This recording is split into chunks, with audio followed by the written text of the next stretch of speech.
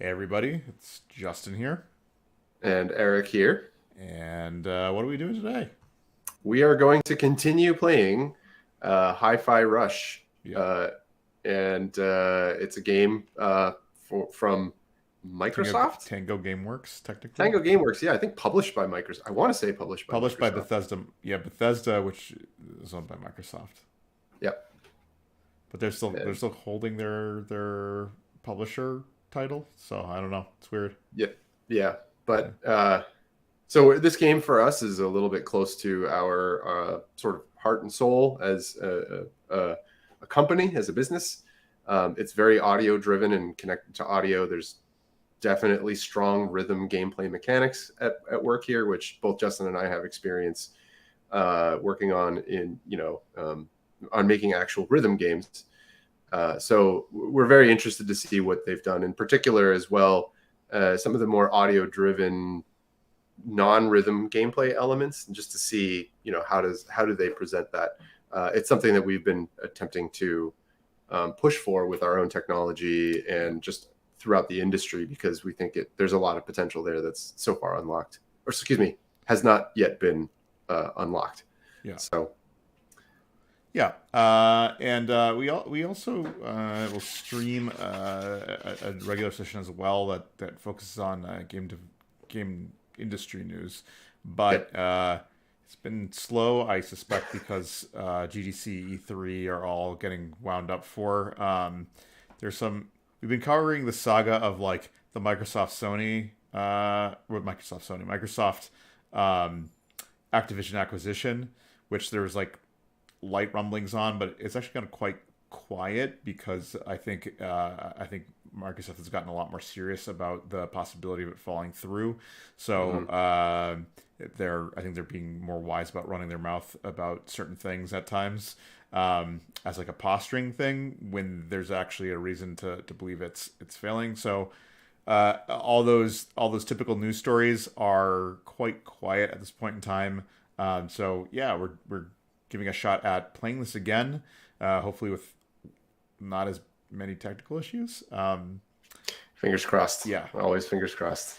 it is our part two. We did a part one with a good share of technical issues at the beginning, but I think we got a solid stream in there at some point. I actually never watched it again to know whether or not it streamed that well. So I uh, think there may have been some frame rate issues occasionally, but there there's there only was so much definitely a we can do. buffering issue where there was we were Yeah. like creeping up on the buffer limitations, and then it would either cancel or you'd see the stream like rubber band. So Yeah, we don't necessarily have the most outrageous and awesome streaming machine, and it's definitely pushing it to its limits to also play a game at the stream same us, time. stream to Discord so you can hear it, and stream to the whole thing. Yeah, it's That's right. I'm abusing this machine for certain. Yeah, Uh, anyways, we'll do our best. yeah. So I guess we can just jump right into it. We're picking up right where I guess I can't remember the main character's name. Do you remember? No, I'm blanking on it as well. Ratchet. Yeah, Ratchet. Where Ratchet meets Peppermint, Yep. um, which I think it has been introduced to us remotely through the avatar of the cat. Hmm. Um, but yeah, we're basically defeated the first boss, and now we're getting into, I guess, where they're going to start advancing the mechanics. I need a bit of a refresher since it's been like 2 weeks, but yeah, you can watch me fumble around, and we'll give light commentary as we play, especially as they introduce more interesting rhythm mechanics. The Um, the main character's name is Chai. I just remembered. Chai, that's right. Yeah, like tea. Yeah. Yep. All right. Wow. All right. Let's get into it. I'm gonna switch to the stream mode. There we go. And starting again with the game. Let's see. There we go. Skip. Went right back into it. Oh, this is different. Like, Yep. I've noticed this a couple times actually in this game. They switched the camera in some interesting ways. Like this is an isometric view Yep. where you're kind of like walking around on a map, Diablo style like. Yep. There's that point where they went like full 2D, where you can only control like jumping and forward and back motion, and then most of the gameplay is in like the typical 3D over-the-shoulder camera type perspective. Yep. Yeah, and for those off stream, we sort of jumped through a bunch of the sort of a cutscene where Chai meets Normally Peppermint. not a cat guy, but I'm digging this. You got that achievement. Very nice. Very nice. Oh, you know.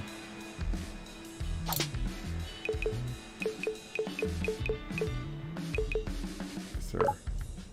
Maybe I'll chill out here for a little bit longer. Wait, how do you get off the... Okay, there we go. It's like, how do you get off the couch? Can't seem like the wrong thing. Yeah.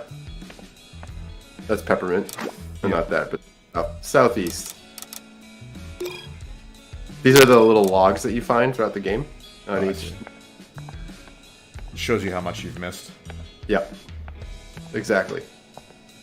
I don't want to jump into character dialogue, so we'll just jump right into the next level. Did you not hear me? I said let's... You know, I guess I'll have to talk You about it. can't. You have to do it. Womp womp. I'm not the master of Vandalay tech, but with some gears, I may be able to give you a bit more fight. More fight. Okay. I set up a You have a shop store. for you. Here you can learn new attacks. You can use them just by buying them. Here's your chance to learn new special attacks. Each attack requires a certain amount of reverb gauge. This is so make Menu's sure you have tutorial. enough before buying. Having Also, developed some of special this type of attacks stuff need in the to be past, I can say it's equipped. You can't extremely just use tedious them all. to do this type of thing. And like you end up having to create very special UI that only works in one space like this. Hit the LT button. I see. So Yeah. I'll just slot in my attack, and I'm good to go. And finally, here are items for some permanent upgrades. What's this? I've got an idea for something, but let's What's just interesting, say I, it's just as a side note, while How are you doing you're all going this through the with menu gears? tutorial, the conversation underestimate in me. these I modes can do more where than they're you. talking, like they sort of All have right. a 3 or Let me 4 see what you frame got. mouth open, mouth close Yeah, I've been animation. noticing that. And sometimes when you play the game and you see the 3D model and they're like in a group or standing next to each other and they're talking, you'll see their mouths move in the 3D model. Those are very, very well lip synced. Yeah. The lip syncing there is superb, but the lip syncing on the 2-dimensional sort of RPG style chat box is much more sort of haphazard. They have 2 different systems to do the same thing, which I found to be sort of interesting here. All right. You bought some stuff, Yeah, so I now bought you have some some more stuff. moves. Yay.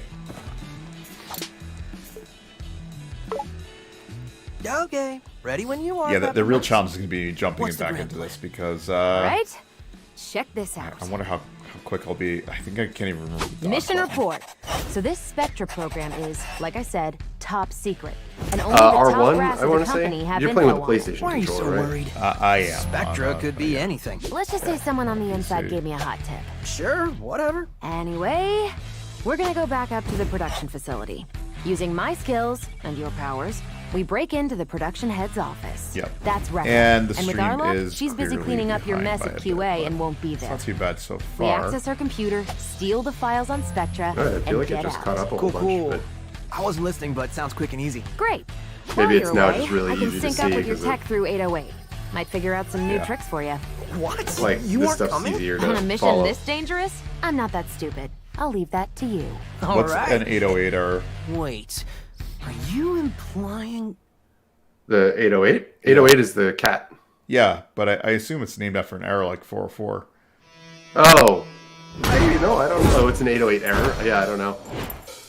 I was saying the name in Japanese. Or actually, an 808 is Who are you talking to? Hachimoto Hachi, but Just head to Rekka's office. You can see it up there. also 808 could Pretty be high Bob. up. You'll have to And head actually, to the main there production is building, a term but I'll be 808, your and I can't guide. remember what it is. Try to keep a low because there's a profile. song that's about it. Come on, 808. Let's have some fun. Okay. And Probably as something musical. all notice, yeah.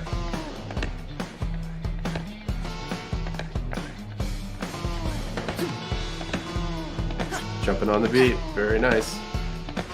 Mind beat timing. Can you double jump that way? Yeah.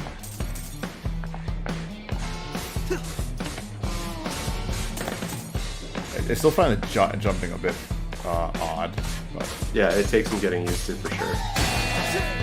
And some, depending on the BPM of the music, which I think is different on different levels with different music, slightly.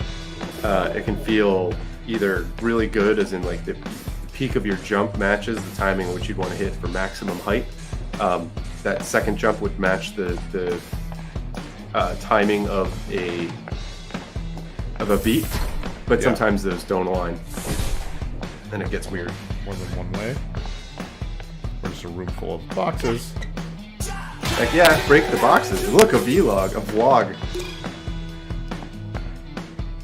So, for the purpose of not, having just a screen of text for a while on the stream, we're skipping these. But I will say that I've played ahead a bit in this game on my own. And the vlogs, if you do sit and read them, the writing on them is excellent. And there's a lot of humor in many of them, just sort of about... It's usually written from the perspective of some of the robots that work in the factory. And one of them in a level that's coming up is, Hey, there's Kale. from the position and of a that's what's her name? robot who's Old trying to, vandal whose job is boss. to put signs in places Roxanne that show the Vandalay? direction to go in, Serious, Chai? She and built the how company from how the seriously ground they're up. Know taking your their history. job, and they're going to start Jeez, here what low do you but work their way up to the top and Just eventually give credit where direct it's the due. factory. And it's just a lot of charm and sort of humor in that. And it adds a little extra story to the. But I will forever say, reading vlogs and stuff like that is one of the worst ways to convey a story in a game. Sometimes it's Yeah. necessary, but I'm one of those people that are just like, don't give me walls of text to convey like important story moments. Or I don't know. It's usually there to flesh out, because most games don't realize that it's just not a way to an effective way of conveying story, but. Yeah, well, it's a lot more difficult as well to sort of tell a story through the environment without blowing scope on the game. That's something I will say that Naughty Dog does very well, but they also have, a large budget, and Daddy Sony is enabling them to do it.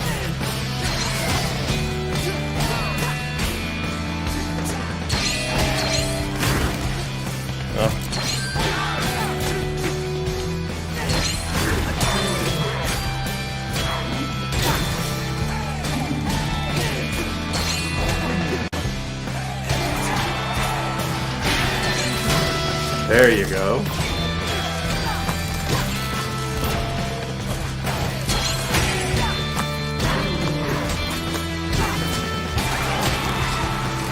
Oh, that's got them. yeah.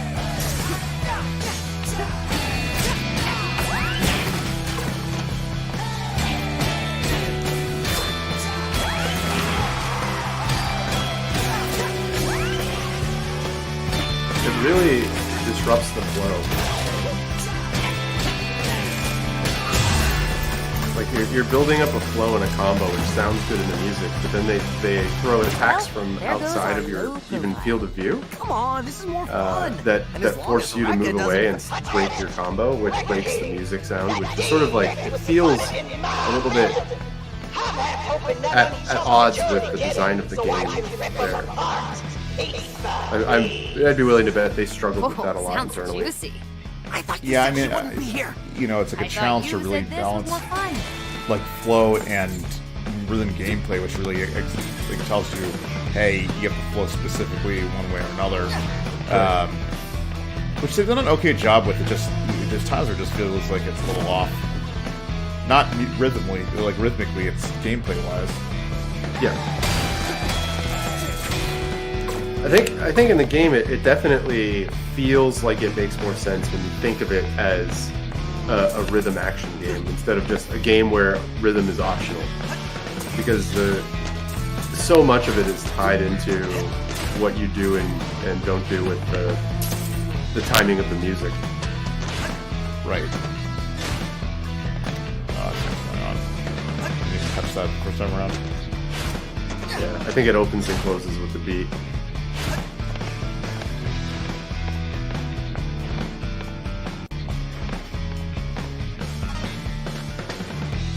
Oh yeah, here we go. See. Right, I forgot that Y has an offbeat.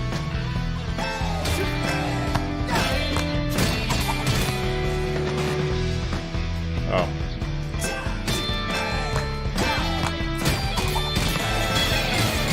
And then there's times like that where they just force you to be on beat. Yeah, on beat. Yeah. You can't proceed without being on beat.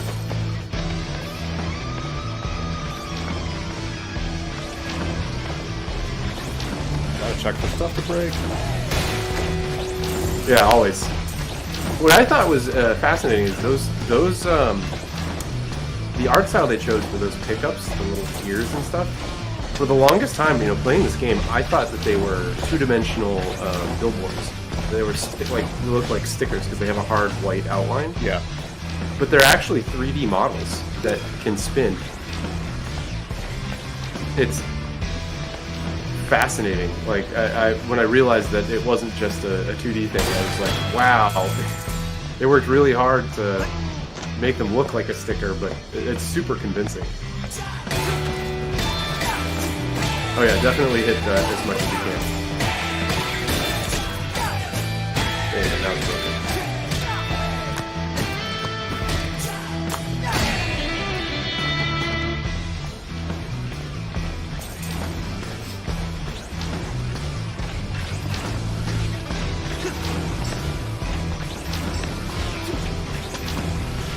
Jai, bad news for your pride, but you won't make that jump. Any ideas? 808 is feeding the info on your arm. It's magnetic, right? You should be able to hook onto that point.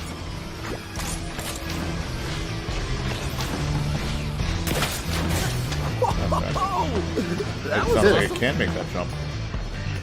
Right. Oh, you didn't break those boxes? What are you doing? Did it break? Oh.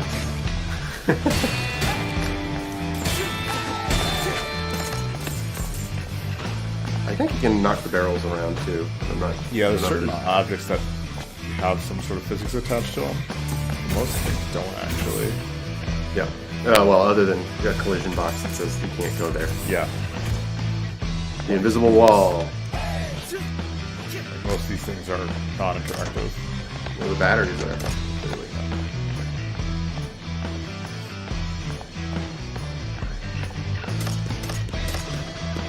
It's one of the things, like, in this new generation of games, like, that I thought was going to be addressed by, the stronger hardware, is interactive elements, but... Yeah, I get the feeling that it turns out that a lot of the limitation there is sort of a question of, like, well, how far do you enable people to go with the stuff? They break everything, and does it turn into just they clear out a room and it's just a box? Right. It becomes a design question as well. It's like, well, what do we want? The space that people are Please note, apparently we're supposed to look out for a exploring and existing within in their time in the game. Yeah, I just figured I'd Use expect your more magnet on the enemies interesting to physics close in on them. interactions, after having, like, Half-Life 2 come out, whatever, like, Yeah. 10 years ago. And now we're Or- back to, like, most things aren't interactive. Yeah, Half-Life 2, wasn't that like 2006 or something like that? And there was also, they pushed it even further in episode 4 and 2.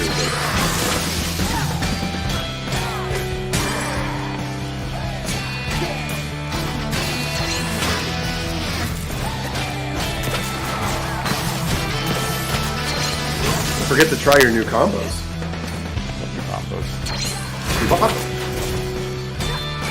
You probably want to go into the menu and practice them a bit. That I think you do by hitting the L and R buttons.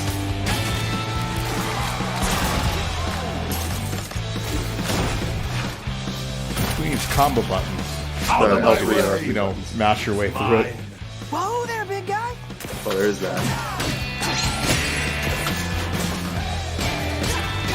And you've been using the L1 feature in combat,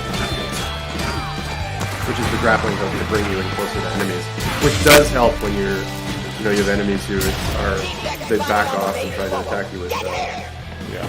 Try at least find a with back ranged route, attacks. maybe. Well, looks like a path up through there. Okay, I guess I'm going that way. Always got to check. Yep. At this point, I feel like I'm just checking to see if there's gold anywhere. Yep. Are there secrets? For comics or whatever that is?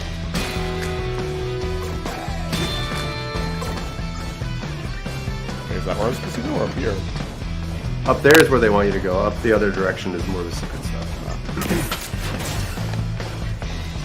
I can't wait to see what you get off this floor.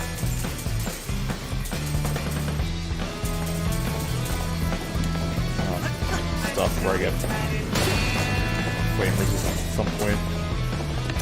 Yeah, it's weird. I had to look this up because I was like, how do you get by this? Apparently you can, at some point in the future, revisit levels. Yeah. Do them over. And at that point, at some point you'll gain the ability to bypass that type of thing.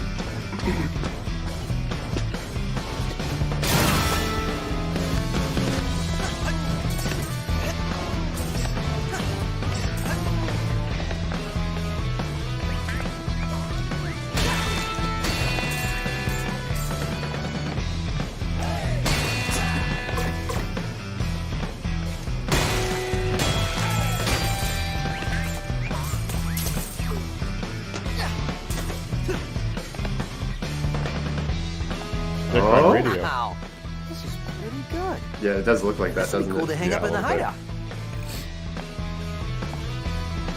Okay, so that was graffiti and comic books I collect. Yep. Okay.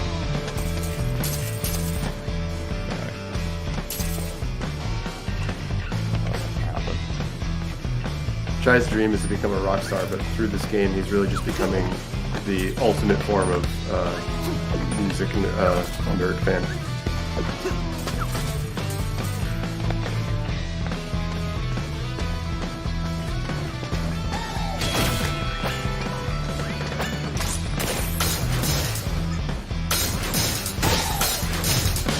Oh, there's a There's beat something master for about that- too. What's that? There's beat master for that too. Yeah, that was the thing. Like I saw the first time I encountered that, I was like, that's very odd. It's really hard. No, wait, go back. Go back. Gold It's hard statue. to time. Gold statue, yes.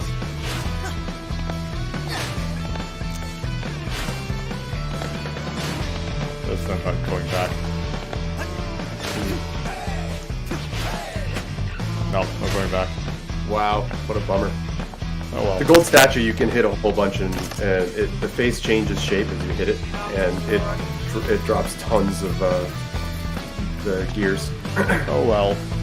Yep. You get it in your neck fast.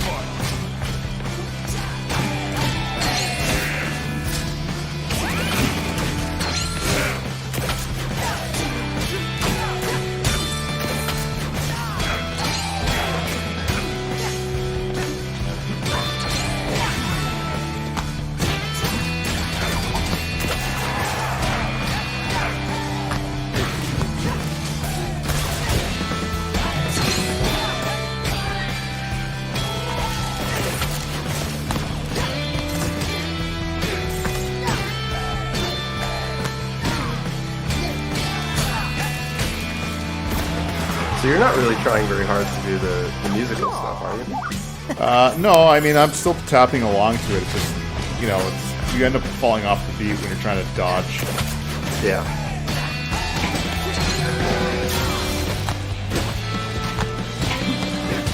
Remember, if you hit R3 and L3 at the same time. We have to remember it's a dodge button in the L1, which are reversed to me.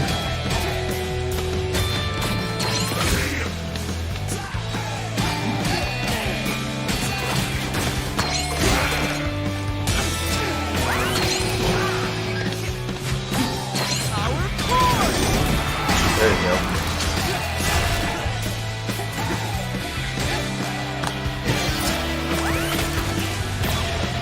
And those hits come quick when you're in the middle of like A fight. yeah, it's like you kind of got caught off guard with those. And what's weird is like your dodge, you have to dodge off beat, but you're not when you're trying to tap everything to beat. The dodge feels really unnatural. Yeah.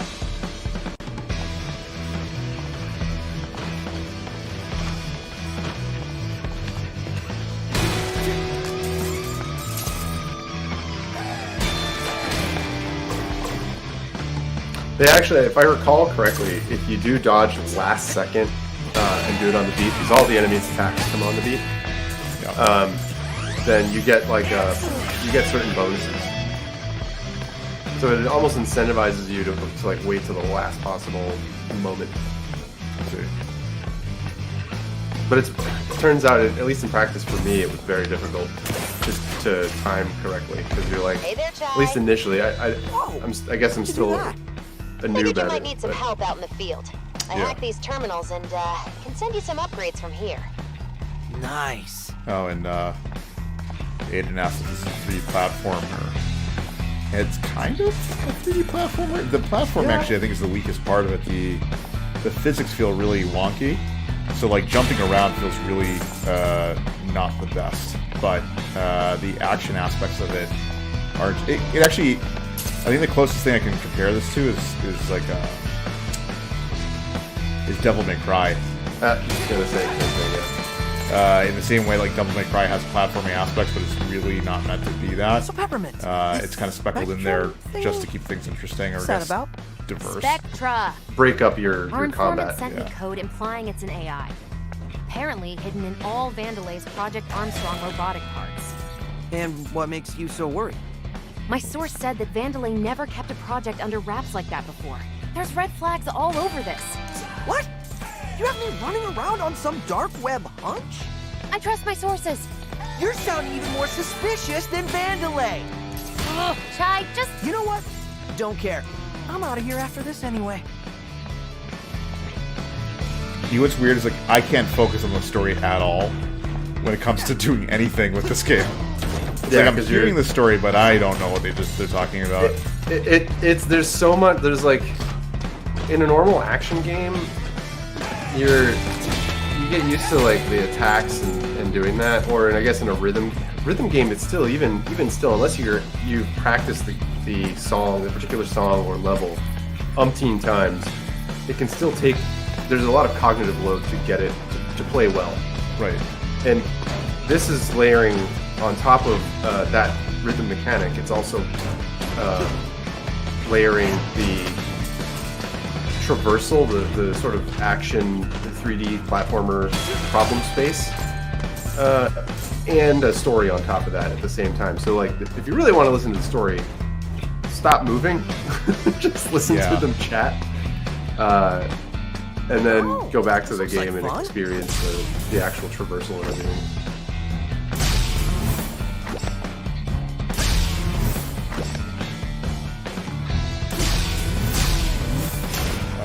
Okay. Yeah, it's jump timing circle.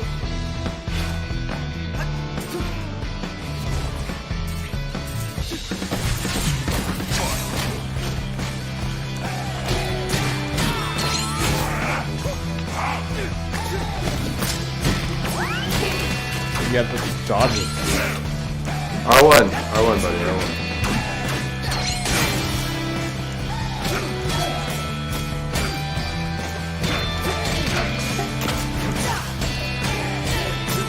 So far, all of the actual combat bases have been entirely flat squares. So it's not like any of the... You're not fighting or trying to figure out how to defeat enemies as part of, on a platform, a particular platform, or knock them off the platform or anything like that. The platforming really doesn't come into play at all during combat, at least in so far as I've seen in the game. They're almost like combat rings right now.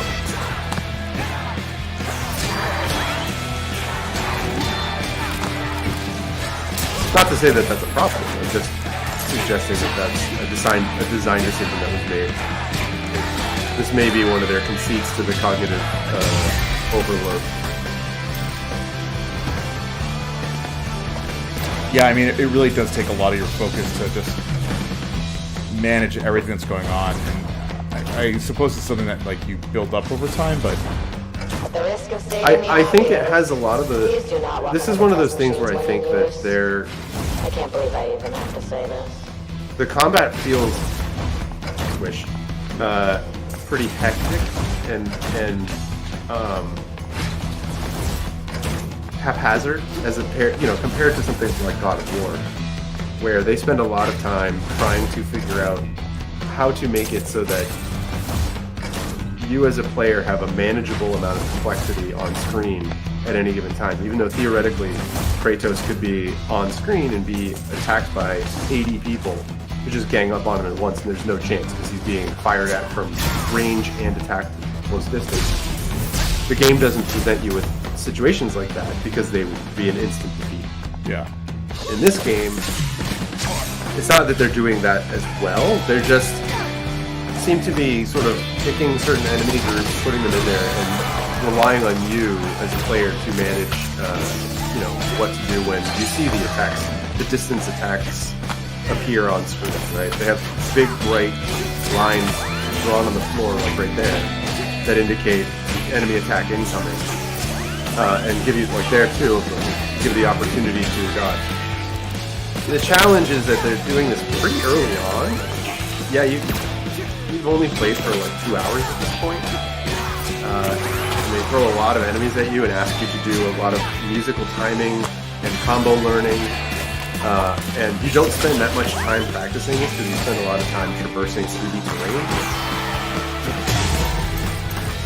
So it can be very difficult to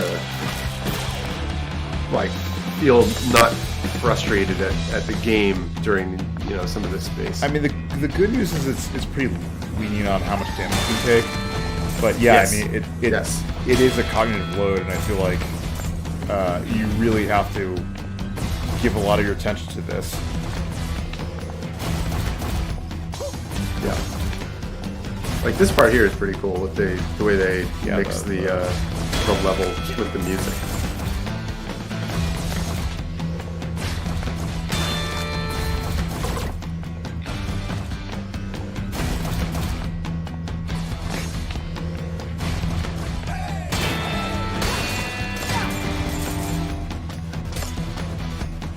Collection simulator. It's the Ratchet and Clank. Yeah.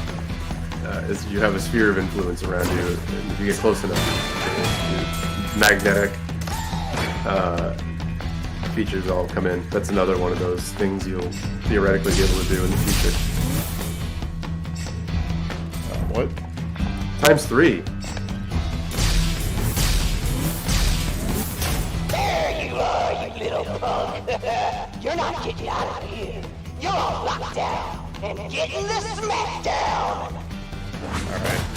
Finding someone soon. I don't know.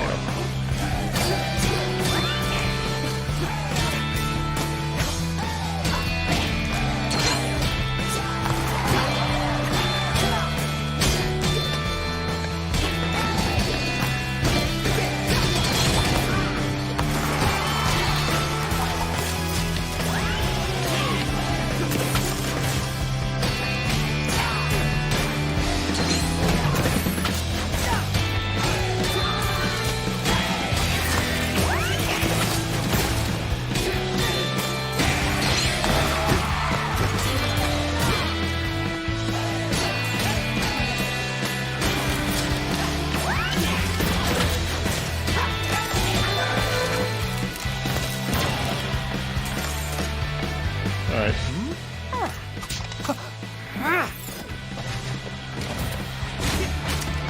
A lot of the battles have that little sort of intermission moment where it's like you beat a group of enemies, you get a little chai and 808 cutscene, and then the next group of enemies you fight.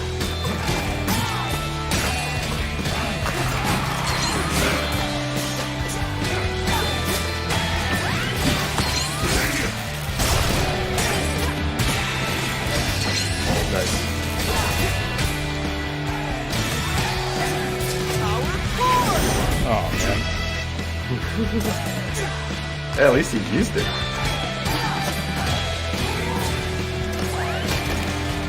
Those hits. And then the other thing I've noticed with hits, like when there's someone shooting at you, Yeah. if you don't dodge, it hits you.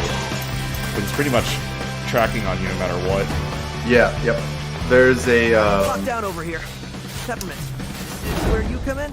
almost another 2 hours into the game or so, maybe an hour to 2 hours, you'll get the ability to do parries. Yeah. Which allows you to, you have the time. Parries are of course timed, but that gives you the opportunity to have one other thing that you can do instead of Hold just up, Ty. dodge. Yeah. See that door? But Might be able to depending bypass on the enemy security that on that one. you're parrying, It's there a may rough be route, though. multiple steps Lot to of the parry. stairs. Like you get a You know what? micro I like rhythm this game setting. as part of This the looks parry. like more fun. But this is actually pretty cool. I really like this part here. Not until after I collect all this stuff. Of course. Oh, you could maybe jump up on the left there.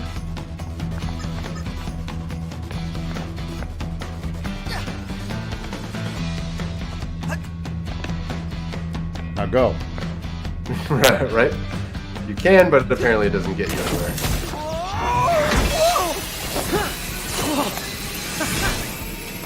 Oh, I see. Ty, you don't even know where this rail goes. Chill out. It'll be fine. Oh yeah? Well, look ahead.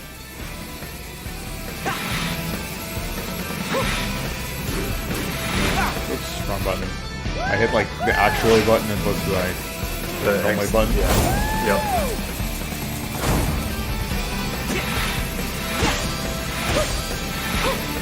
Oh, I see. There's a few matches for this too. Yep. Of course. Ah, wrong one.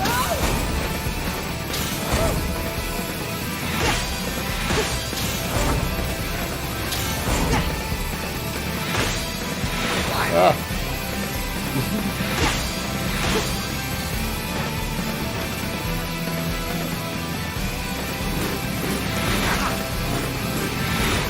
Might not.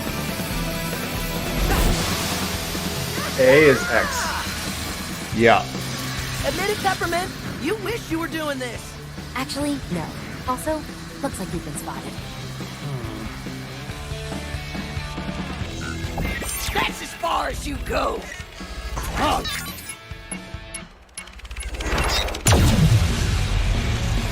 Uh-oh. Tuck and roll, Chai. What?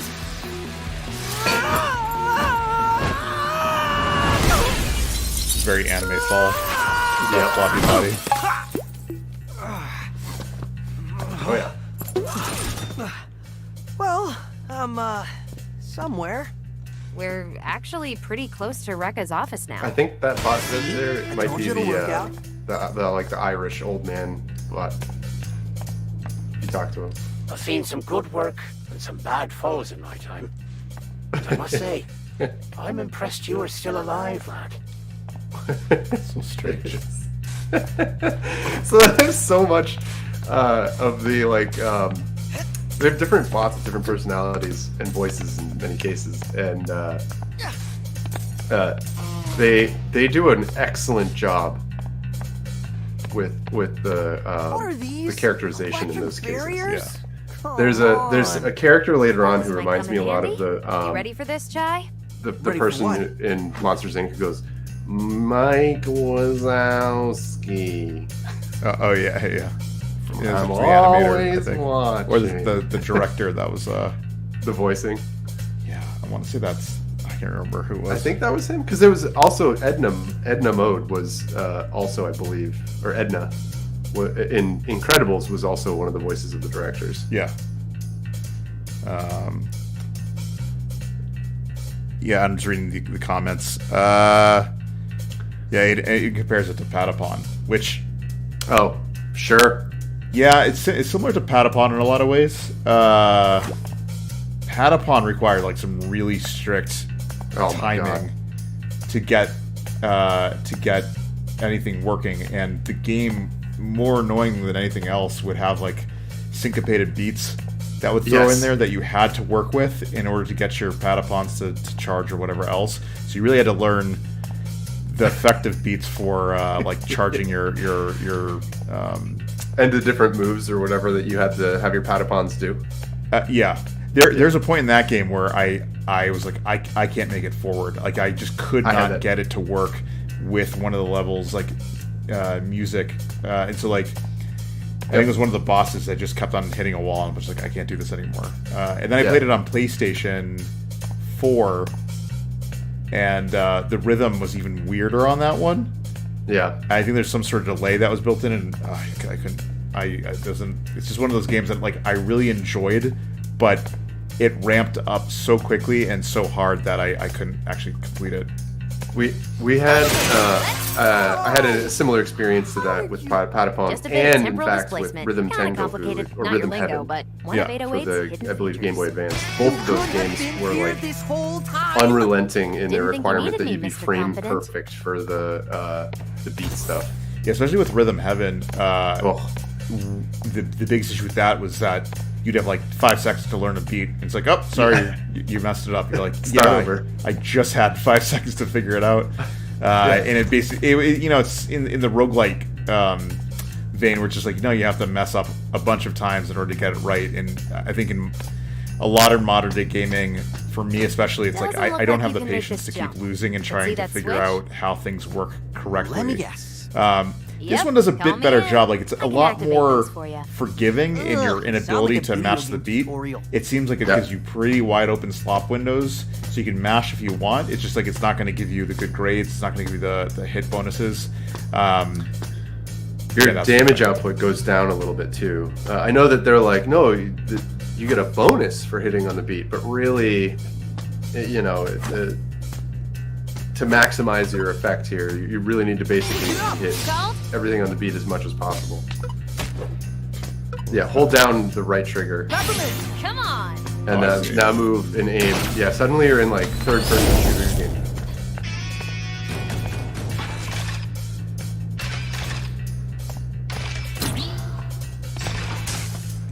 Oh, come on.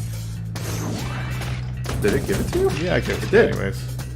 This is the forgiving thing I kind of mentioned, where it is okay, like, kind of nudging you when you need to. Whoa, I just ran off that. Off the edge there? Yeah. Oh, pick up the vlog. Yeah. Yeah, you have like collecting OCD, Eric. Oh, I do. I totally do. If a game shows me there's something like floating and spinning slowly off in the distance, I have to have it. It's really bad. Yeah, that's why you shouldn't play open world games. Yeah, oh man, tell me about it. I was playing Dishonored 2, and I'm at a level where like there's a crazy difficult lock. And anyone who's played the game will know what I'm talking about. It's one of those, like, it turns out it's one of those games, those little IQ puzzles that they used to give you, where it's like they give you partial information across 3 different vectors, and they're all interlinked in some way. And you have to sit down and create basically 2 tables in order to solve the problem. So I sat down and did it, and I unlocked it. And the game presents you with a thing where you can either try to solve that, or do like side with one of 2 opposing factions and work with them to get access to this door in some other way. And of course, like, I got the lock. I did it the first way. But then I was like, nope, I'm not going in there yet. Let me go around and try to collect everything in the level before I move on. And I started to go off and start putting people to sleep, because I'm also playing that game like no kill. So, yes. Do I have collector OCD? Like somebody yes, got absolutely. an upgrade. My time to shine. I can overload those enemy barriers, Just call me in. I see. See, this is where I'm kind of like, okay, more mechanics to play with, but I barely feel like I've gotten like a hold of like what they've already put in front of me. Yeah, that's the thing. It's petered out, but even still, like the game has so few battles. So much of what you're trained to do is. Oh, you died. Yeah, it's the first time I died. I don't really know how I died, but I think you just had lower life when you went into that fight Yeah. to begin with. So the game gives you so much to do and like really focuses on combat in many ways, but the number of somebody got an combat upgrade. moments My time to shine. are somewhat I can overload stretched those few and far enemy between. barriers, you know. Between moments where Just you tell me can, jump around and do the 3D traverse, like the level exploration, which isn't a bad thing. That's a fun aspect of the game. It's just that almost every fight, every other fight, you're given a new thing to look at and try out, and it's a lot to try to remember as you're getting used to the mechanics and playing the game. If they had another way to think about this is maybe if they had enemies that were just littered throughout the level as you're going, you can literally attack them figure out how to attack each one individually, and you're constantly attacking as you're traversing the level. That might be a better way to sort of reinforce and give you a constant set of opportunities to practice your moves. But instead you have these little islands of combat spread out that mean that your approach to the game is very different, and what you do within the game is very different on a moment-to-moment basis, or as you go through the level, I should say.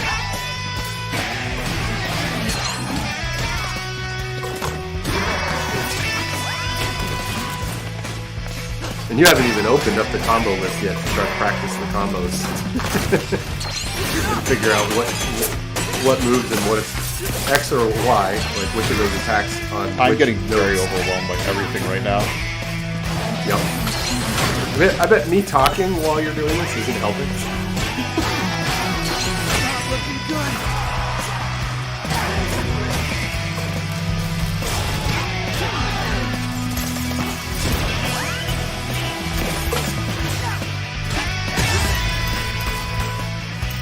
Ugh. Yeah, that was rough. Yeah, it's like cognitive That overload, was better than really. expected. Yeah. Of course it did. I Yep. was there.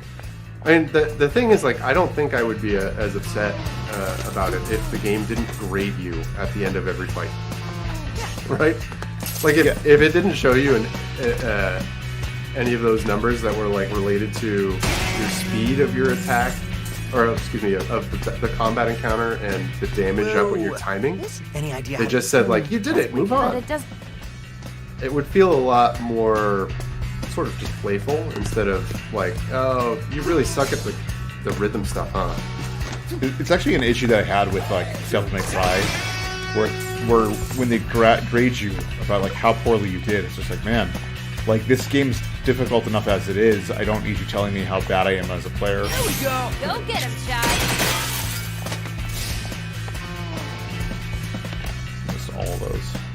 I did too when I did that one, or one of them. I went down. I was like, God, why? It's not like you can jump up and get them again. Maybe they're just trying to tell you, like, no, it's okay to not get everything.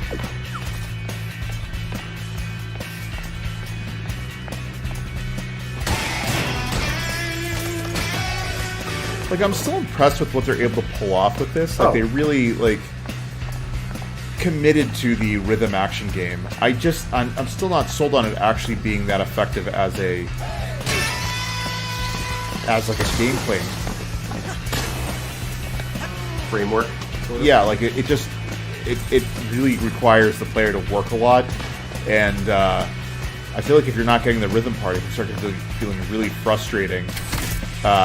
Not because you're bad at playing the game, but because you're bad at holding the rhythm or something. And that, those are the type of things where it feels out of your control. This thing again. I almost want to play a version of the game where like one person is just directing movement and the other person is dealing with rhythm timing and like attack input.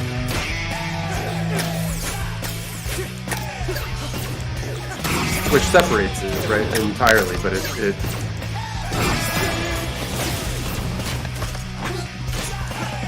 reduces the cognitive overload for any individual person.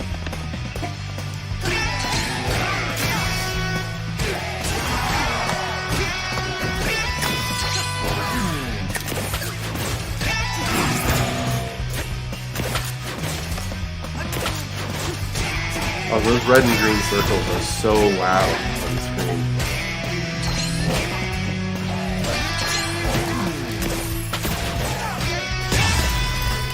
Yeah, I wasn't. And what's that? You got an S there, one of them. I feel like I was pretty bungling that pretty well, but I guess not. You did get an S. There are 3 C's and an S, but you know, who's counting? You happy? Was that? Peppermint. Cold? What? Here we go. Light 'em up. Oh, did you shoot him? Yeah, nice. Good That job. was harsh. He was just chilling, Peppermint. You aim, I shoot. So it's on you. That's one of those moments where they just did a little thing for charm. Fun characterization piece there. Mm-hmm. Which I truly appreciated.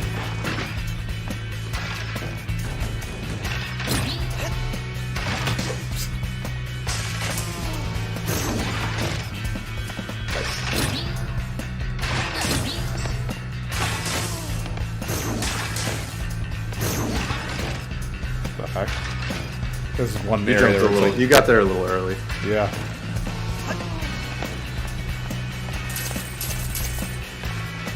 Get the green boxes. Yay, help. Those batteries. Yeah, that levels up your special bar. Yeah.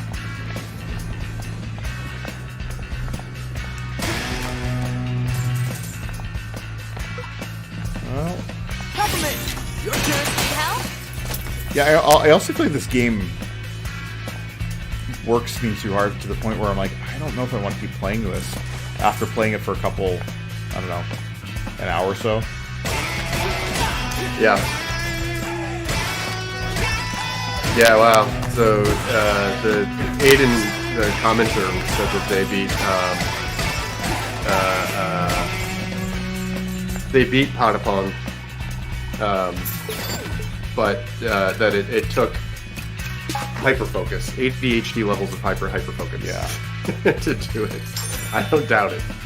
That game was ridiculous.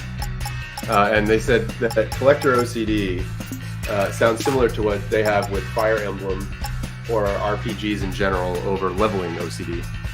Over leveling. And yeah, I totally hear that. It's like, you saying it goes to 99? Challenge accepted. Yeah. I will get all of my characters to level 99. They will be the ultimate team. This is why I've not played like RPGs. When they start revealing to you like, oh, you can go this far. It's like, yeah, I'm not sure if I'm going to. Right. I also don't have that sort of Patience.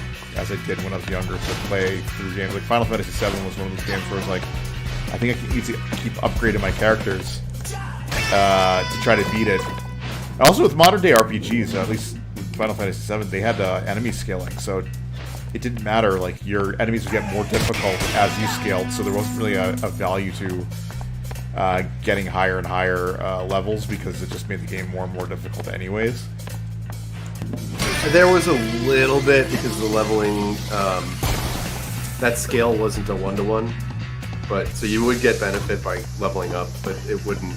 Not like in other games where, like World of Warcraft, for instance, and I assume most MMOs, where the enemies have a level and you can go into a zone and it's really hard, but you'll come back 10 levels later and they're stupid easy. Need help? Light 'em up. Teamwork. Hooray. You did it. It puts a lot at you. Like that was the one where. Oh yeah. Like, I feel as though you could get a situation where that could be feeling really excellent. So you'd need a level where that was your primary mode to get through it. You just could keep practicing. But they throw like that zipline effect you get, you know, every 5 minutes in the level, every 10 minutes. So, oh, you missed the timing circle. Try again. Aiden asks, does the music ever change? It does, but subtly. Like, this song has had, the way they describe it is that it's like a song that has different parts that you go through. So there's a progression in the music itself. Though, honestly, for me, I don't necessarily know, and it sounds like for you, and Justin, you could chime in as well. It doesn't feel as though it changes very much over the course of the level. It just sort of feels... Are you doing this intentionally? No, not at all.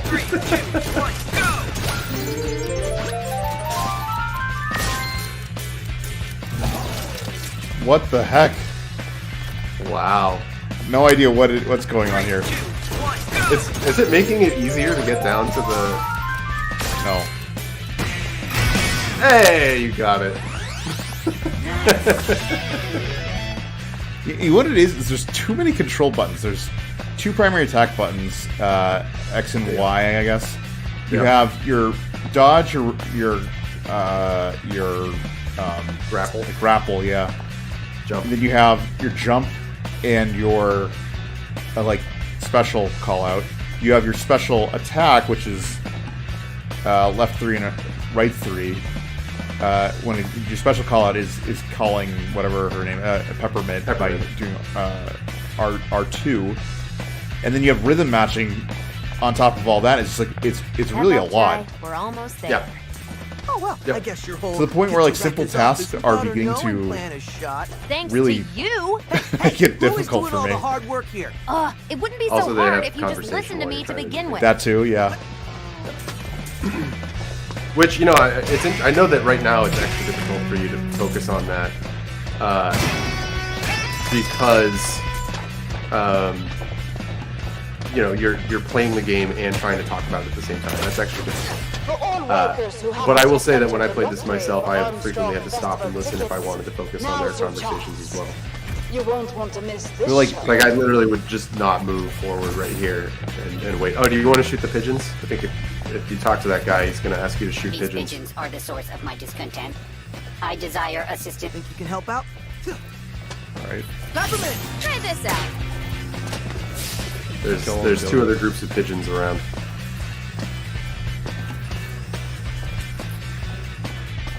Green what I pipe could to the see. right. Green pipe to the right is one group. There you go. Let's go.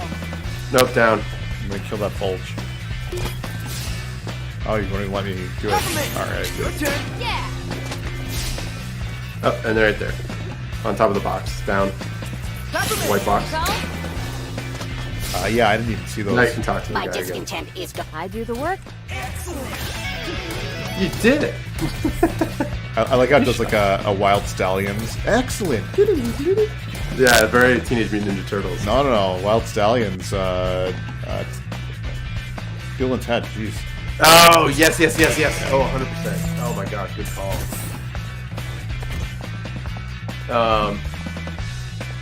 But like, yes, here's the thing. Like, where I ran up to this, and I just dashed right off the cliff. Yep.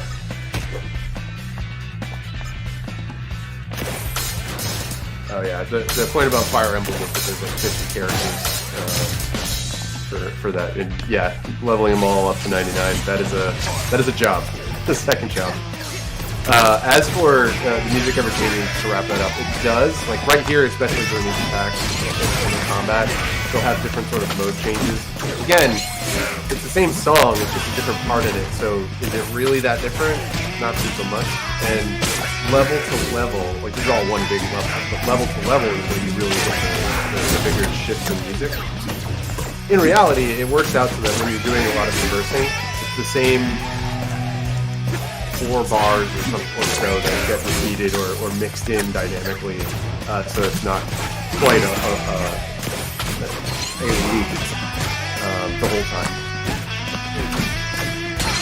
And the way I played it was I was running through and trying to practice the combos a lot, I would just literally pause my progression in the game to attempt to build muscle memory for combos and practice them in the halls and stuff at the level, which felt a little bit sad, to be honest, because it's like I'd prefer to be, actually practicing this in combat. But there's so few, like you can't just go back to a location and try the combat again. Eventually, I think you get the ability. You do. Eventually, you get the ability to, I guess, at the home base, at least, go through practice battles. But, during the level, it's still the same. I'm on level 3 or 4, and so far as I've experienced in the game, it's been that one sort of story.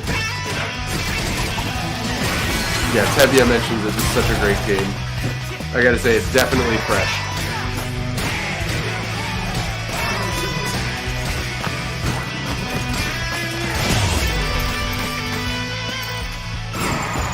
They do a great job with the effects like that. Yeah. And like the juiciness. Yeah, oh man, so juicy. The boss fight, it's coming up.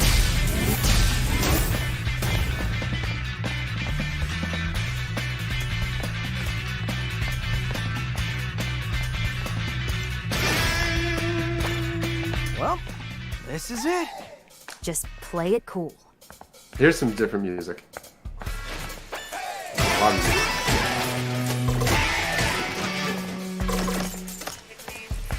Oh, you didn't break it. Another one. Pretty awesome. But who's making all these? All right.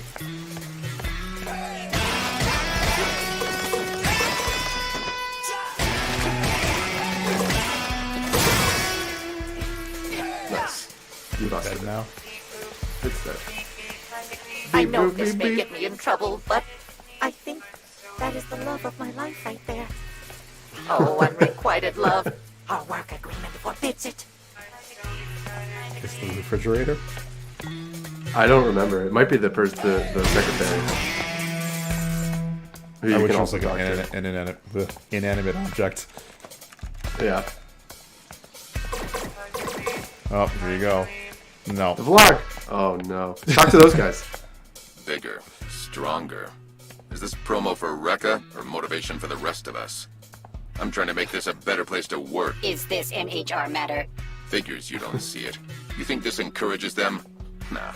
It's just a reminder. The workers here need to know. They ain't ever getting out of that hole they dug themselves into. But we are supposed to help. Help? Impossible. We just mask the reality. Give an illusion we care. We can't change anything. The cards are stacked too high again. This poster stays. It says the truth.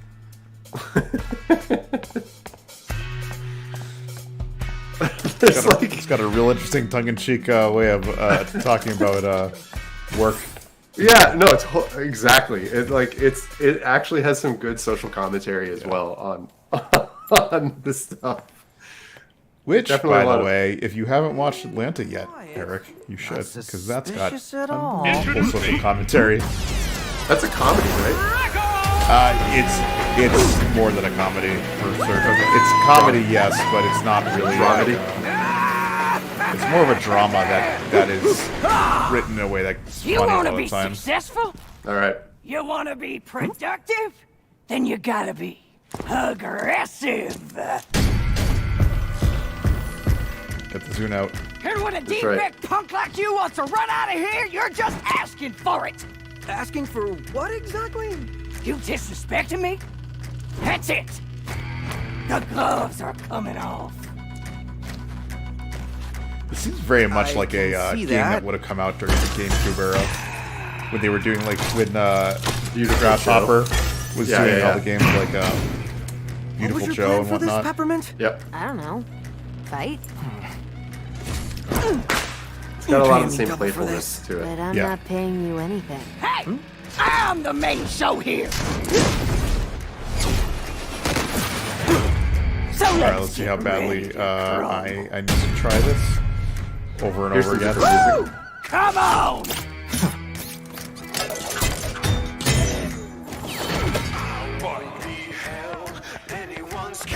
Now we have lyrics.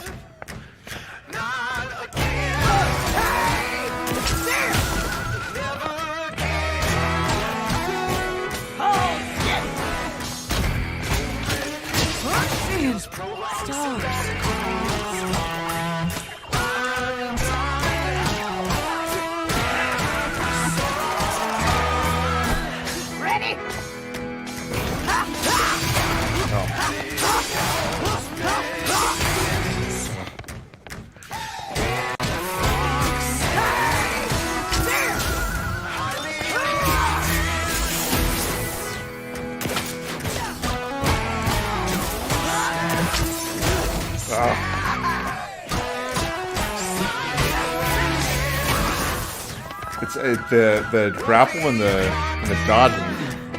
Throwing you off. You keep in mind. Well, you could swap them, but also keep in mind that you do have your superpower. See, did it again. Yep. That's how I felt with the default controls for God of War Ragnarok when I played it. I had to change them. I was like, every time I try to dodge, I'm doing like my shield. Not fair. For defense.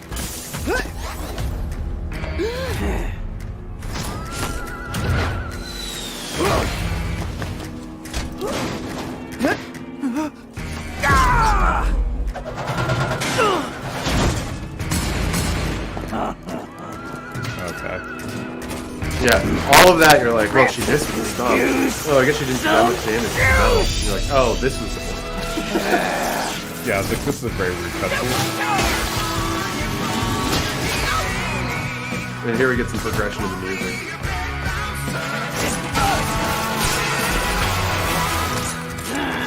I see. Yeah, can you touch the ground?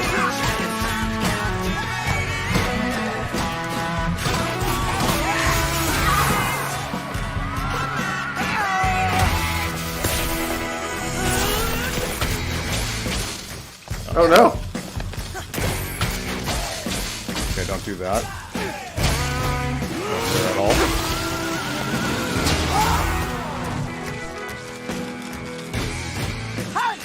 Well, maybe you could try shooting her with well, now you have to.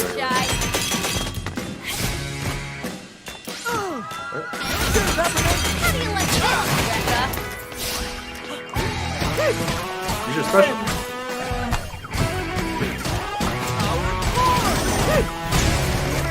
Nice.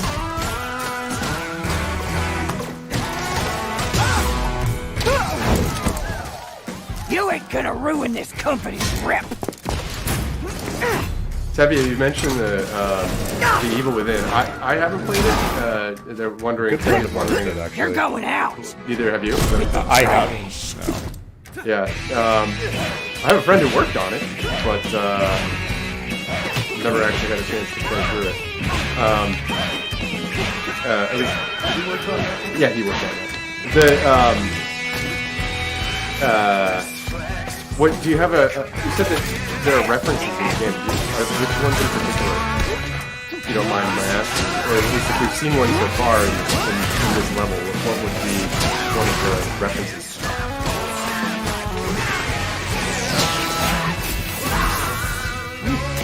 It would make sense, given that Tango Software made, that's the big game that they are the studio.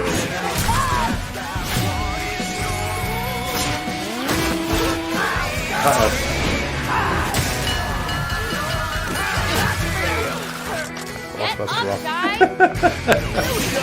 It's almost as bad as like one of those Family Guy falling down the stairs.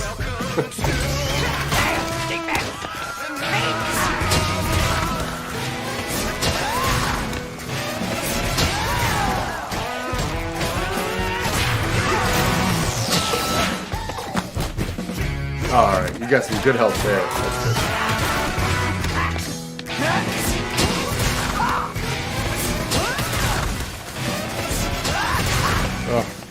Oh, so the two robots dressed like detectives are from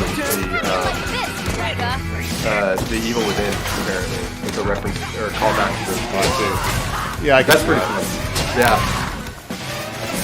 One of the robots is a character named Sebastian, and the other one is Joseph from Evil Within.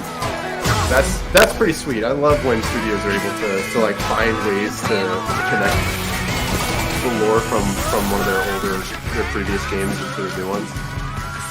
In this case, like, yeah, as someone who hadn't played those games, didn't pick up on the reference, it still had its own charm to it. Yeah. And felt like really like a fun addition to the game.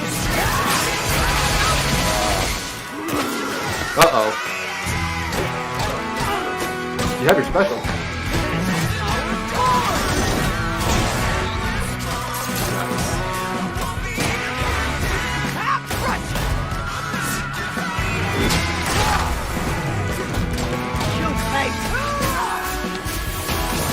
Oh, come on.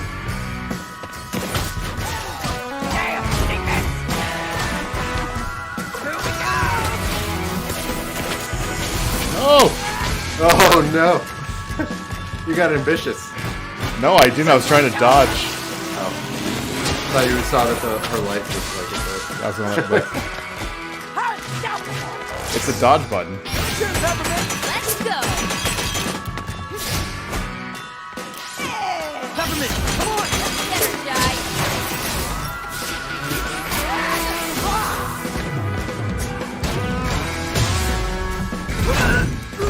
This is the most miserable boss fight. I've got no control over the situation. You're down to Tevye the was count, saying, big boss. suggesting that you run away. You think I'd lose to a punk like you? Yeah, that sounds about right.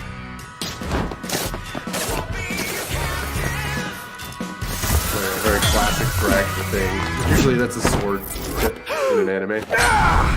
Like, the funny thing about this is, at no point in time did I ever feel like I was doing a good job. And so this whole, like, climactic end feels really anticlimactic. Yeah, you're like, I barely Yeah, I was like, performed on that. barely, like, scraping by, and they're like, look at how awesome. And I'm like, Cool. that was Her personal not awesome. passkey. Great job, Jai.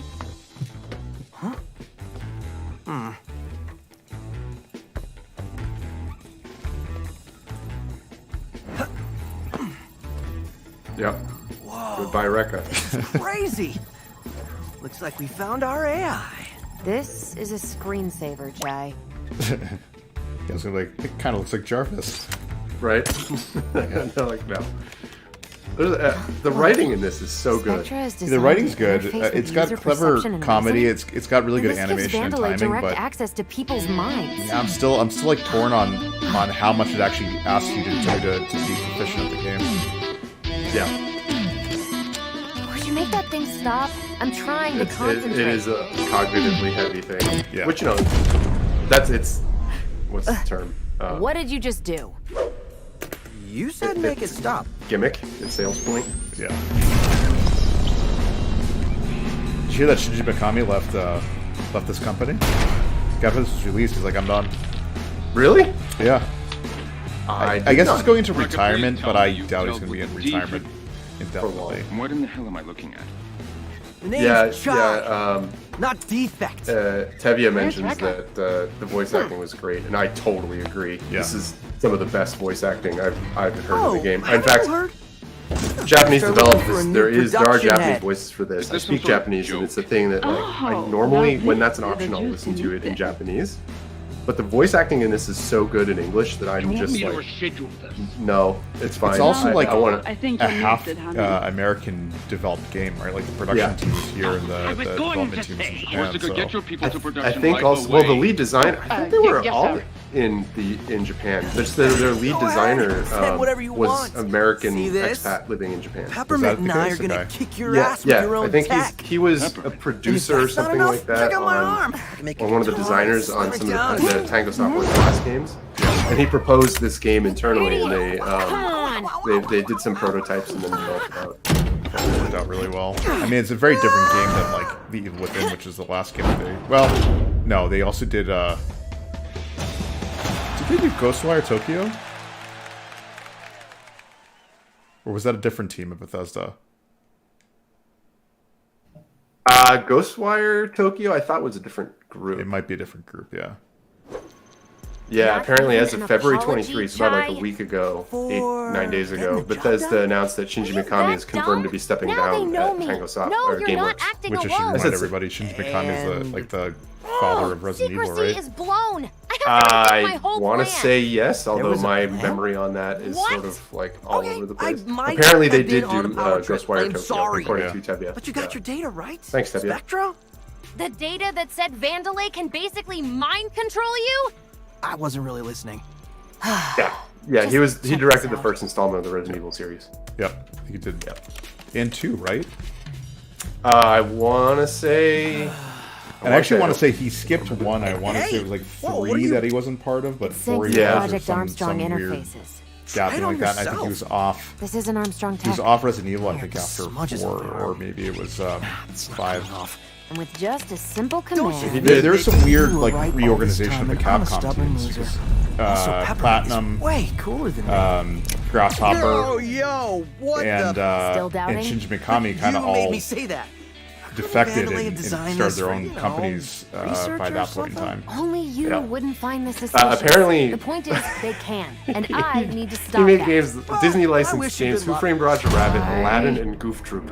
It was super- yeah. He was on those when the Capcom was doing them. Yep. But I have no idea. How to get off And then this after island Goof and Troop, feel he responsible he for did messing things up. Resident Evil. What a switch! Yeah, he's like, You're I'm hereby so a sick of member my colorful organization. cartoons. Cool, I'm doing cool. murderous dogs and Own a zombies. Weird indie Yep. three-piece. I also think Tevye mentions that they Hey, think that Chai, before Shinji you head Mikami was out, involved in wanna show you RE4. I'm something pretty I was sure he working was. on. I think I watched. Yeah, the video I think it was like recently. RE4 was the last game that I think he was like truly part of, and then RE5 might have been. I I'm think- going to disagree with Tevye. I know RE5 is divisive for a lot, but I thought the multiplayer mechanics in that were really clever. You- And it was yeah, you RE, did- I want to call it 6, was the one that was like the update to that I thought was really horrendous. So yeah. The RE he did RE1 2. He did do Nemesis 3, and then he did 4, and then after that he was off after 4. Yep. Not even Yep. like a I guess like a backseat role. It does not appear. Actually, it's no. I not, think it was after RE4 that was when the team started splintering off of Capcom, and that's when you got Grasshopper and Platinum that came out of it. They were still working for Capcom, but they had their own teams underneath it that I think splintered off and eventually became Tango. Yeah, because he did Killer 7 after Resident Evil 4. Right. It was like Killer 7 and God did he- Hand was no, it wasn't him that did Beautiful Tro, right? Like that was no, another that group, was yeah. that wasn't him. Yeah. But yeah, he he's had a very like if you look at his list of games, his works on Wikipedia, they're pretty excellent. Yeah, no, I mean Shinji Mikami is like one of the godfathers of gaming. So we are asked. Speaking of RE4, I'm just wondering if you're excited of the RE4 remake. Huge fan of Resident Evil 4. I don't think a remake is necessary. Yeah, I mean this goes into the questions of like the what's the value of a remake? Yeah, or does it warrant it? Like I think that what they go on to say is that rather than that, a better candidate might be something like a Code Veronica remake. Yeah, Code Veronica, which has been like horribly overlooked for so long. And, oh my god! And only accessible to like a handful. Actually, they made Code Veronica. I think they eventually did port it to PlayStation. I think they did. Yeah, but it was one of those games that like was overlooked, but was one of the better 3D REs. It's within the vein too of RE1, 2, and RE2 and 3, opposed to 4. But yeah. I played it on Dreamcast when it originally came out and was amazed. And I was amazed at how good it was. Like the story itself was excellent. It was excellently told. I agree. RE4. I had the similar reaction when they're like, "We're doing a Resident Evil 4 remake," which I know is a popular one. But I was when I heard that, I was like, "Why? It was a solid game all by itself." It's. I mean, I guess it's been 15 years or so since the game came out, but maybe more now. Yeah, but I don't know. I guess it's like whether or not it deserves a full remake. I'd say if you went back to RE4 now, which I haven't done since I played it on GameCube, I don't know, in college. Yeah. I doubt the control mechanisms feel right if I were to play it today. I'd be like, this is because if you think about it, right, like RE4 came out and was the precursor to over-the-shoulder third-person action games. So like Gears of War was very much inspired by what RE4 did for that sort of action game. And since then, like action games in that vein have advanced the control systems significantly. So I think if I were to go back to RE4 or even like RE5, I'd be like, well, this is clunky. RE1 and 2 originals are those are even worse. Yeah, that like that tank control over the head tank control. Yeah, it was. So yeah, I mean, I feel like, is it warranted? Could I go back to RE4 and enjoy it as it is today? I'm not sure I could. I'm not sure I could go back to play a lot of those games that were like Yeah. early 3D games, with the exception of like Mario 64, which for whatever reason still holds up as a 3D platforming format. I think because Yeah, I remember even at the time reading about they did a ton of work to figure out the mechanics in that, and I guess they just figured out what worked really well and kept it focused and nailed that experience. Because I totally agree, that game, you pick it up with an N64 controller right now and it still feels good. yeah, It's shocking, and it was the first time for many people to do anything with 3D. It was their introduction, and it was wild. For 3D platformers in particular.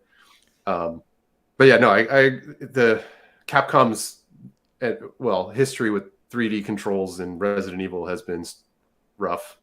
I feel like they started to really get it with 4. I don't remember fighting with 4's controls, but I do agree was that a total like reimagining of their control scheme. They finally escaped the tank controls, and I think Code Veronica had a bit of this, but I can't remember how Code Veronica played for the life of me. But I think it did. It fixed some of it because the camera was no longer, if I recall correctly, a dynamic the 3D camera that was looking at real 3D environments opposed to a 2D environment, basically. Now, one of the problems is, like, could they re-release it with up-res textures and do all that kind of thing? Sure. Are they rebuilding it from the ground up? I don't know if it warrants that. The game was great by itself, but like, yeah, but I also don't see how you could re-release the game today with updating the controls and not, being like, hey, we're going to redo the graphics. But they're doing a full-on remake. Yeah. This is one where they're basically rebuilding from the game up, changing the content, because if you look at the trailers of it, they highlight characters that were minor characters in the game into more substantial characters. So, I mean, it's a proper remake.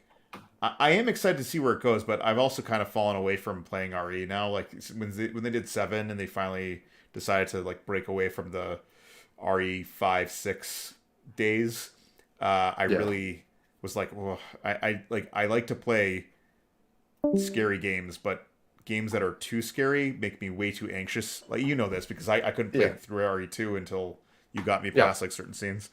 Yeah, I remember. Yeah, that was funny. Still, to this day, I can watch horror movies all day, but I cannot play a horror game because it makes something me about anxious. Being in that space. My buddy's like, "You're not going in there." I'm like, "Yep, not gonna go in there." And then suddenly I'm like, "Well, still, you're right. Game. I'm not opening up that door." And then the game doesn't progress and nothing happens. Yep. So Tevye mentions they would love another Beautiful Joe game because they love that franchise growing up and really love for it to return to the universe in the future. Yeah, there's a whole bunch of games like that from that era that just have been, I guess, overlooked is sort of a weird thing weird way to put it, but I do think it has been the case. A lot of it is those games weren't necessarily huge sellers back in the day. Right. Like they did pretty well given the rest of the what was going on with games at the time relative to other sellers in the market. They did pretty well. Yeah. But then I think when they had the sequels, they also didn't sell as well or expand the market for those games, which is why they sort of petered out and ended. But we're seeing things like Dead Space come back, and that would be awesome. I would love to see people revisit some of these other like sort of cult classics. Right. That players who played them and enjoyed them are like, no, those were amazing. They deserve to come back. And especially in those weird days of Capcom when they were exploring like different gameplay and they had Grasshopper and like. I personally didn't like Killer 7. Killer 7 was a weird game, but that's another one of those games which I think has a cult following behind it. That plenty of people would probably love to see maybe remade or at least re-released with like a 4K upscaling and maybe some cleaned up textures. Yep. Let's see. They also mention RE4 was technically their introduction to the Resident Evil franchise. Next to Resident Evil Outbreak, the Outbreak series. Yeah. Which I didn't play those. Like I'm like a fair weather RE player. Like I did 2. I played 1. So I played 2 and let's see, what was it? I played 2 and 4, and then I played 0 and 1 when they were re-released on the GameCube remade, and then and Code Veronica, and then I and then I played 5 because it was, like I said, it was a very good co-op game. There's I still think there's some pretty excellent mechanics in that game, and in what was the game? Was it Forbidden Planet? No, something Planet. Lost Planet. Lost Planet. That they should re-explore, because there were some unbelievable multiplayer mechanics in there, and some level design that worked really well for like the co-op era of games that need to be explored again. The couch co-op stuff, yeah, some just really brilliant design there. But after RE5, and I played RE6, then I didn't play 7 or 8, which I know a lot of people feel are. Latevia mentioned them and said that they're sort of a return to horror, which they are. Yeah, I agree. Yeah, I think that's the reason why I can't play them. Like when it goes too far into horror, I can't play the games. I can play things like Last of Us and Last of Us 2 because the horror is pretty well balanced. There's some parts where it makes you pretty anxious, but like RE2, I tried playing RE2 again, the re-release. I got to the point where the tyrant gets loose, and I was like, I can't do this. I can't like handle this much pressure. Go right back to that. Yeah. I for my part, 7 and 8, like I felt a little bit tired after 4. I honestly didn't even finish 4 because partway through 4, I think we were graduating college at the time, and I was like, I can't just focus on this, and I never went back to it. But I think I was just feeling a little bit like story-wise, I wasn't really into it. Resident Evil sort of just kept throwing weird curveballs to keep it going. And then of course you hear what happened in 5 and 6, and it was sort of like went international and did a bunch of stuff. At least it's my recollection. And I was like, okay, I think I played it with you and our friend Ryan briefly, the multiplayer stuff. Which game? 5, Resident Evil 5. Yeah, RE5. I think we took a crack at one point. Yeah, and then 7 and 8, I just never got back to. Though I had heard from friends who are big fans of horror games that they were great, which is awesome. I've just been playing other things recently. Though Dead Space, back in the day, it sounds like Tevye played it, said it turned out great, given that they killed it. And they went back to some of like the weaker design aspects of the game and reinvented it, in which other basis, like the reinvention of it makes it a lot more playable and brings it up to modern standards without fundamentally changing the Dead Space.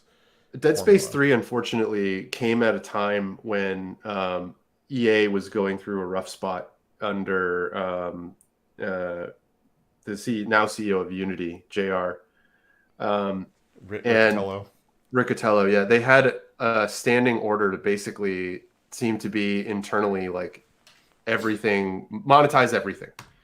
And that from the top demand changed the mechanics of the game so that you had like how the game played was sort of forced down on them. And there's a video that sort of goes over a lot of this stuff. One of the points that the video, I can't remember where it is, but the video does raise a point that like the game was one of their driving goals was to make it co-op multiplayer so you could play at the same time. And through the story, through the development of that game, the direction about whether or not co-op was going to be a thing kept changing. So when they were working on cutscenes or working on systems and figuring out who's acting with who and who's in a scene and who's not and how is that going to work, at the same time as trying to figure out how the heck they're going to get like shoehorn microtransactions into the game, it just sort of like fell apart. And then of course the game didn't sell well, and EA said, well, Dead Space is dead. Instead of saying, no, we screwed the pooch on this. The Dead Space like world is still great. We've talked about this before on Sonic Boom Live, but it came at a time when where the cost of games had been increasing. This is PS3 era. Cost of games have been increasing quite significantly. You know, this is where we started seeing $100 million games, and GameStop was seriously undermining games' ability to make money. You get the first month of sales, and that was it. After that, resales would kick in, and you'd see revenues drop significantly. And for a game that costs $100 million, like 1 month of sales is not good enough. So a lot of these major publishers pivoted to going, okay, in order to give a game longevity, what we need to do is either it has to be a multiplayer game, or like Call of Duty style, because Call of Duty had come out and shown what a kind of powerhouse it could be if you had like a persistent online game like that could get people playing through an entire year until your next installment came out. So that's what they were chasing. They're chasing that model, which was just like, okay, games have to be co-op because people will play co-op games longer if it's a single player game like Dead Space 1 and 2, where there's only a month of sales in that, and then it flatlines and we lose profit. We can't sustain developments of games that are that expensive as single player games only. And this, Sony was doing it. Like that's when you saw like Resistance switch over to a multiplayer game as well. Lots of games did this, and it was kind of a dark times in gaming. And it wasn't until the PS4 era where digital games were coming out that people started returning back to single player games because 20-30% of the sales were being done through digital sales, which didn't have resale problems. Microsoft came out of the gate with that generation swinging real hard for digital only. With the Xbox original announcement of Xbox One, and then they had to retrofit Blu-ray disc compatibility back into the plans. Yeah, it was one of those. It's like the rejection of single player games was an overcompensation. Microsoft's Xbox One coming out of the gate and being like, everything's digital and there's going to be no reselling. You can't share anything. And it's like, yep. And you have to be connected to the internet all the time. Yeah. There was a lot of stuff, but Tevye mentions that Fear 3 got co-op and which was a bad idea in their opinion, and that's the sort of the thing where like these shoehorned, we're going to make it multiplayer because non-multiplayer games don't sell thing, sort of like developers worked really hard to make it work, and in many cases they gave it a shot and it didn't end up working out as hoped. I should also mention too, PS3 era is when the rejection of PC gaming happened too. Like PC gaming slumped hard, and it wasn't until the PS4 era when games were being made on x86 architectures that could easily port back over to PC that the PC saw a resurgence. But the porting, even it still takes extra effort to a game made with a multi-platform engine like Unity or Unreal still takes effort to get to work on properly and efficiently on target platforms, but it's still way easier than switching entire architecture types. Then having to be like, okay, well, none of this works, especially when you have something like the PlayStation 3, which man, did it ever have its own custom architecture, like just straight down to the way the GPUs worked and the CPU memory sharing, all that stuff was all wonky. Memory sharing, all that, right? Yeah, so much stuff. But we're in a much better place now for that kind of thing. It's we've had ups and downs in the industry. I think we're in a decent place right now, at least on consoles. I want to say it feels good, for at least on the Sony first party, the game that we just played. It is definitely fresh. It's from Microsoft now, first party. I still feel like the next big disruption to the way games are made, the way games are kind of viewed as streaming games is going to be the next big, like when people switch over to that and realize how to make money in that space, it's going to be a real right. It's how streaming has changed consumable media.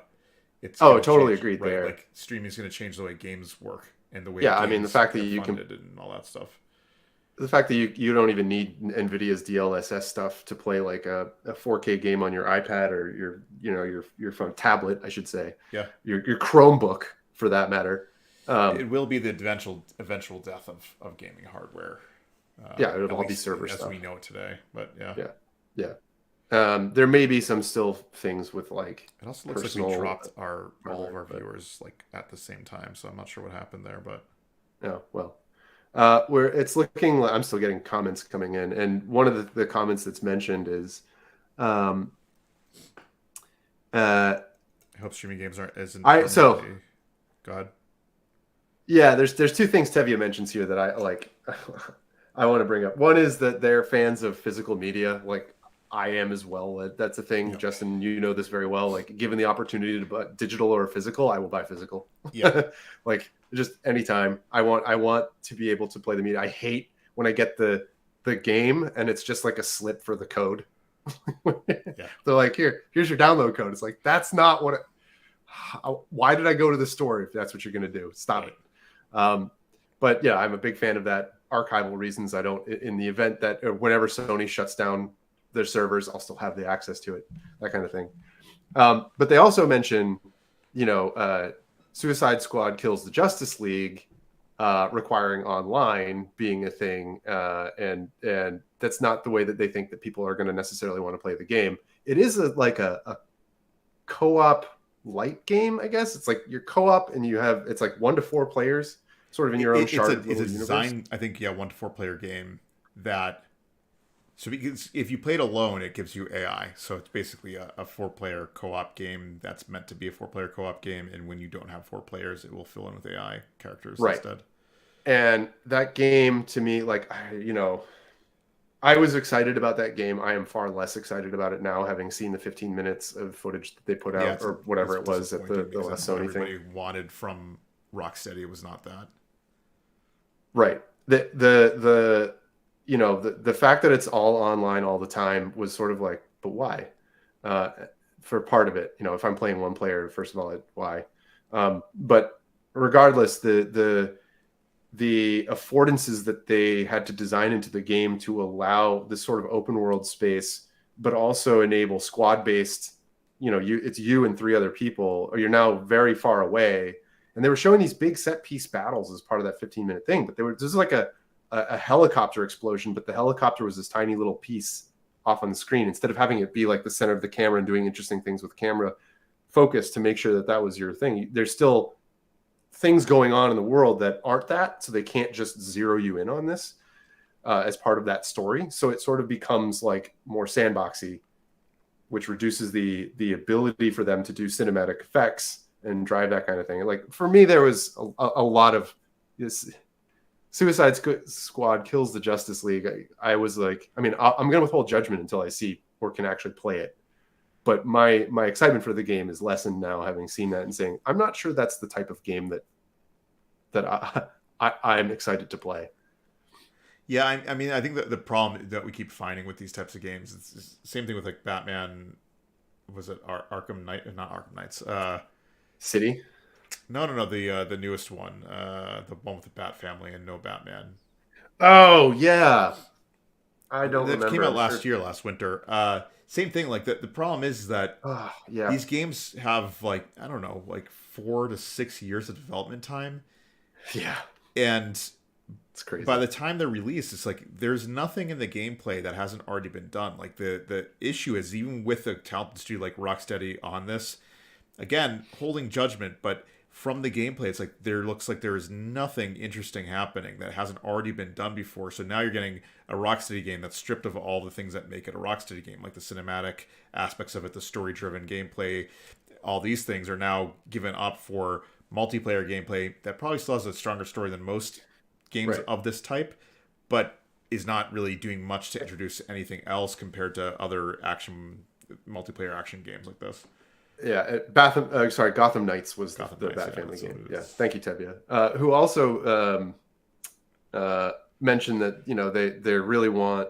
They were so excited for Suicide Squad Kills the Justice League. It sounds like they had a very similar reaction to the latest trailer that we did, and mostly because they were a big fan of DC Universe and wanted the game to be great. Like I have been a very big fan of the DC game universe. Especially insofar as Rocksteady has been presenting those games and handling those licenses. With this, it's like, looking at Suicide Squad, when I saw the trailer, it's like, well, whatever happens, we can't say, because that could just have been, you guys wanted gameplay, we're going to give you 15 minutes of gameplay, no story, just the gameplay, and focused on that. But regardless, even if it turns out to be sort of not the game that everyone was expecting. We do still have the Suicide Squad movie. Yeah. I think that's the one. There's Suicide Squad and the Suicide Squad, whichever one came second. Yeah, the second one was the good one. It was great. Yeah, I mean, like, I will say this because it's something I've also been saying. I was like, we need to go back to those 3-player cooperative games, like 3 to 4-player cooperative games that we had during the Xbox 360. And this is kind of what's the replacement for that. The problems, the thing that make these games really difficult to really enjoy is how much microtransactions they try to dump in and how they try to turn them into live services, which I'm not on board for. In the case of like Marvel's Avengers, it was good game at the sacrifice for trying to make a live service, but not a live service that was very good. So we have these, like, Justice League may very well be that like multiplayer game that I was kind of wishing for and going back to the 360 era that I'd like to play. But if it's covered with all these microtransactions because, you know, Warner Brothers is trying to make their money back, then it's gonna, to me, it won't appeal to me. And a good multiplayer game that we could have played together or something in that nature will fail to do that because they prioritized money making over like quality game. Yeah, but I'll keep my fingers crossed. Hopefully, that's you know, friends, and you know, the game industry is small, and it's, you know, I never want to say anything too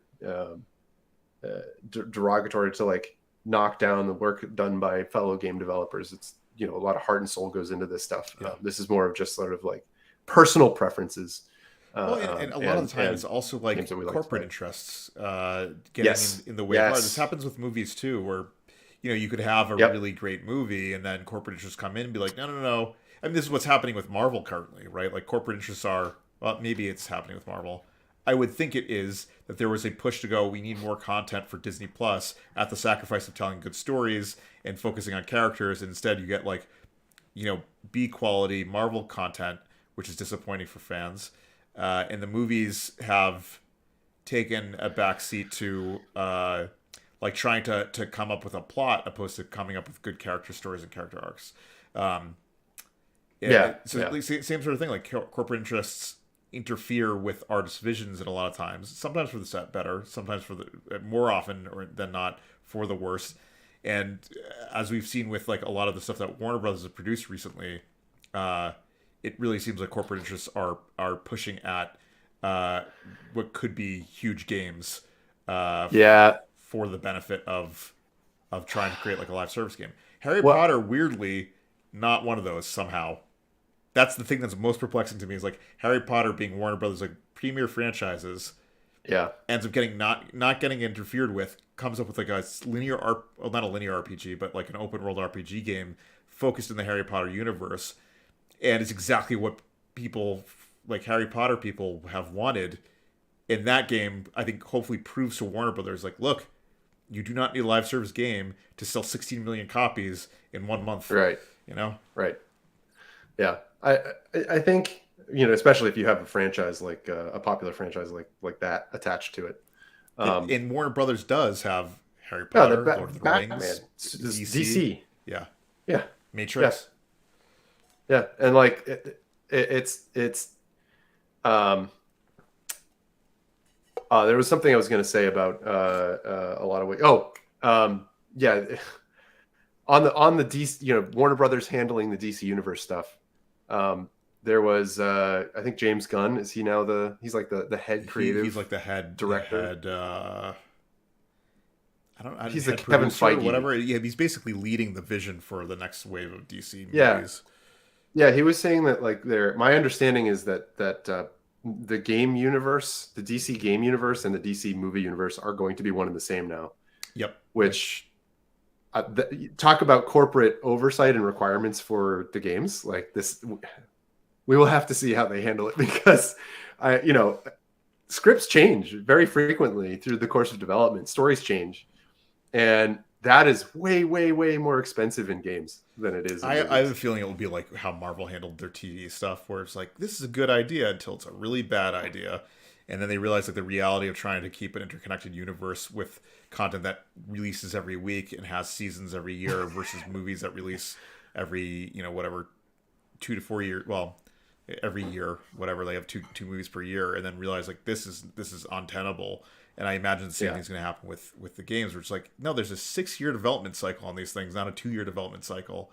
Right. So good luck being able to tie your movie and games universe. I'm sure they'll take a good, you know, shot at it, but at some point the reality of trying to keep those things tethered together is going to be problematic, and they'll end up they'll probably do like a Marvel TV thing where it's just like, these are divorced now. They'll realize that it turned out to not be a very tenable stance on it. Just one quick last comment about the Batman stuff, or the Suicide Squad. Tevye points out that the Suicide Squad is going to be the Kevin Conroy's last appearance as Batman, which is unfortunate, especially for them, because it requires an online connection, and you know, for many of us, I assume for Tevye, and I know for me, and assume for Justin, that Kevin Conroy is he is the voice of Batman. Yeah, well, especially from when we grew up. Yeah. Right. Yeah. Yeah. Everything from the Batman the animated series, which is incredible. Yeah. What a bright star from childhood. Yeah, and unfortunately, you know, his last game being Suicide Squad, you're like, hopefully it does it justice. I'm sure like it will. It's just the question is whether or not Kill the Justice League actually succeeds as this live service light game that they're trying to pull off. Yeah, you know, part of the thing I'm concerned about with the live service stuff is I actually didn't know it was going to be a live, and maybe this wasn't announced until this last trailer. They still haven't called it a live service game, but everything about it looks like what Marvel's Avengers was like. They want it to be persistent. They want to probably have a persistent world where things change and update over time, but you know, those are so expensive and difficult to run. This game's been in development for over 6 years, I believe. So yeah. I mean, the other thing is that like we literally just in January and February saw the closure of and then the shutdown of 4 live service games, 6, something like that. But a couple of them were mobile, like Apex Legends mobile and Battlefield. I think Battlefield mobile. Yes, Battlefield shut down, and then there was Knockout City. I think was they mentioned they're shutting down. I think there were 5 or 6 of these games where they're these, you know, always available sort of quasi MMO battle royale type games, which is different from what they're trying to do here with a multiplayer game. But if it does require an online connection, that means there's servers, which is expensive. How long is that going to last? Right. And a couple of those games had only been running for a year before they're like, okay, we're ripping the plug on it. So yeah, it's right. I think some of them don't even last a year. They're like, oh, we need to pull the plug because we're going to burn through any of the profit that we made very quickly. The forecast for this is not good. So we're just going to cut and run. Yeah. Which is always unfortunate for people that the handful of people that do play those games and do find the joy that the developers work so hard to put into. Yeah. Well, let's wrap it up. I have to go grocery shopping, so All right. Yeah. Cool. Well, thanks Tevye and Aiden for chiming in during our gameplay and participating in the conversation. Well, we try to do this every week. I think next week we will. I think that the week where we won't be able to broadcast will be GDC week. GDC week. Yeah. So we'll be back on next week with news or game, probably news, but I only saw one news story that I thought was worth talking about, and so that's from this week. Whatever happens next week, hopefully there's more news. If not, then maybe we'll do a gameplay again. Yeah, hopefully if there is news this coming week, it will be good news. Yeah. So not something really unfortunate. Yeah. So cool. Thanks everybody. We'll see you next